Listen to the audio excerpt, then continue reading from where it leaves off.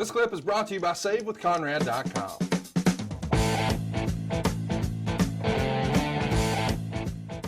The Hardy split continues as Matt is going to take on Lita and Jeff in a handicap match. And then Jericho would go over Austin in a steel cage match the next night to retain the title. And Booker gets to play Terry Gordy and slam the door. I'm sorry. I gotta interrupt you. Okay. So during this time, and this is a nod to Brian Gewirtz. So, we had WWF New York at the time, which was the restaurant and really cool merchandise store in Times Square. And we used to send talent there on Sundays that would host, a heat party or something like that. And you're just talking about Matt and Lita and all this stuff. And there was a question, and alcohol was served. Okay. And the host that night was none other than our good, close, dear personal friend, Michael P.S. Hayes. And somebody raised their hand and they said, hey, Michael, how tough is Lita? Because she's tough, man. You saw all the things that Lita did, and like Lita could do everything. And Michael, this is according to Brian Gewirtz, and Brian, I know I'm going to screw this up. But apparently Michael, who had a feud, stood up and says, well, I don't know. Maybe you should ask Matt Hardy how tough is Lita. And Michael did it in a way that was probably inappropriate for children in the audience that were there having dinner with their parents and things of that nature. But it was every time that Lita's name was mentioned about like doing some of the crazy things that Lita did at that time is, how tough is Lita? And it's just, Lita was tough. Maybe you had to be there. It was much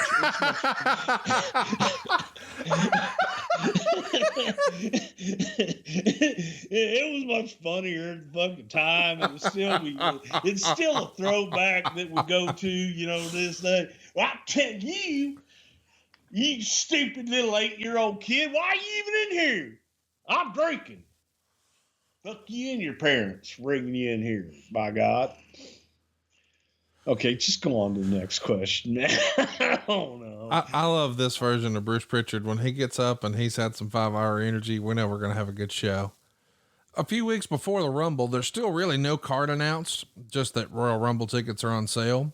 And nearly 10,000 tickets are sold, $682,000 at the gate.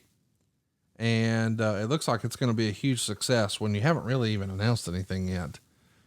Let's talk about something else here that, timing. Undertaker completely squashes Matt, Jeff, and Lita in back-to-back Raw and SmackDown episodes. And it's written in the Observer that this pair, the Hardys, are going to be written off TV due to some issues. Quote, there have been some problems with Jeff of late, which came to a head when he missed San Jose on December 8th. He's also been late for a few shows. His performance hasn't been at nearly the level it used to be, which was bound to happen given all the crazy bumps from the high heights he's taken over the years. Then the Matt versus Jeff match at the pay-per-view was a flop in the eyes of most. And after the Raw handicap match, Vince decided to kill the feud, and Vince sat down all three to explain the situation. Vince explained he was taking them off TV to give them a chance to breathe. What do you remember about this? Was this demons, or was this just, hey man, they're hurting and they've maybe been overexposed and they need to go learn a new hold, take a deep breath and whatnot? It was definitely time for a rest. And unfortunately, yes, demons rear their ugly head at the most inopportune times. Yeah. And sometimes when, you're in something and things are going well, maybe you lean on your demons a little more. Yeah. And I think that was all coming to a head. And unfortunately, it affected all three people. So when you look at that, one needs to take a break and really, rest and deal with issues. And maybe the rest need that time to just freshen up. And maybe, absence makes the heart grow fonder. Yep. That's why my wife is so fond of me when I'm gone. I feel strongly that saving money is important. if it's not something we worry about now, boy, we are really going to worry about it later. And I want to help you get out of debt faster and do it with cheaper monthly payments. I'm talking to you if you're in a 30-year loan.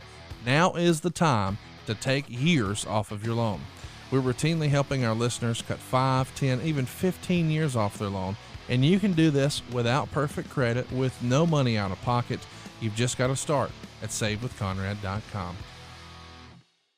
I wanted to ask, from a creative standpoint, is that the bane of your existence? I mean, your chief frustration where you have plans laid out and it feels like we've got an idea and we've got a program, we've got all this effort put into this.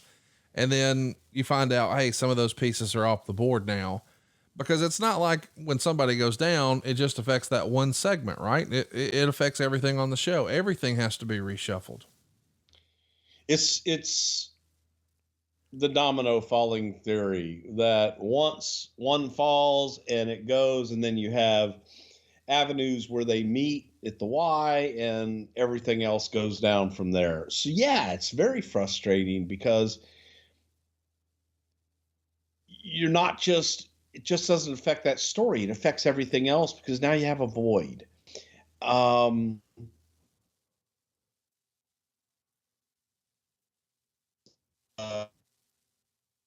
That's part of life.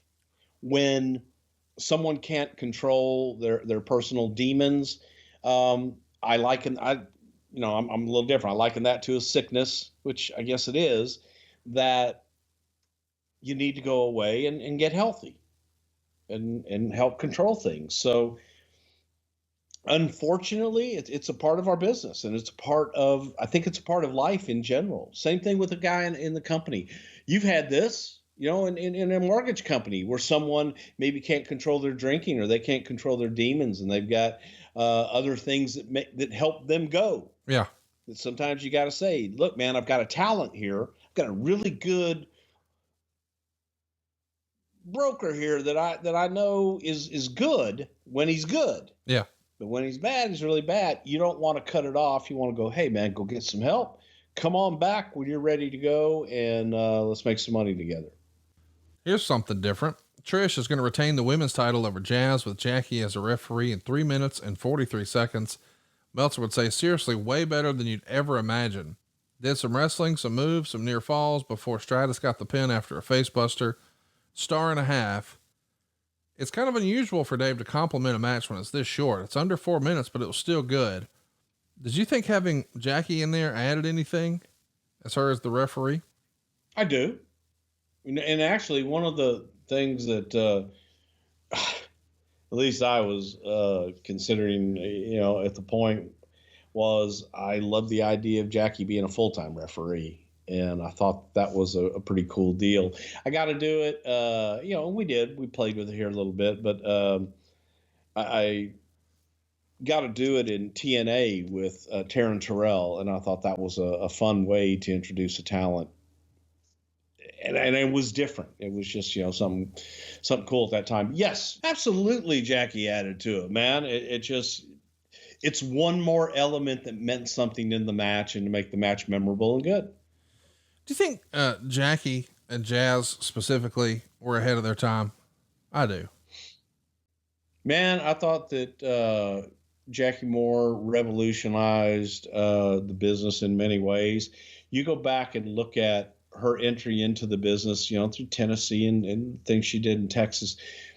Jackie was very aggressive and very snug, but very safe, and was a worker's worker in so many ways that she was snug and people believed her shit. So yeah, man, I think she's a trailblazer, but at the time she made her way. Hey, it's Conrad Thompson. Thanks for checking out the podcast here on YouTube. Be sure to hit the subscribe button and the notifications bell so you get a notice anytime we upload some new content. And go save yourself some money right now. If you're in a 30-year loan or you have credit card debt, it's not a matter of if I can save you money. It's a matter of how much. Find out right now for free at savewithconrad.com.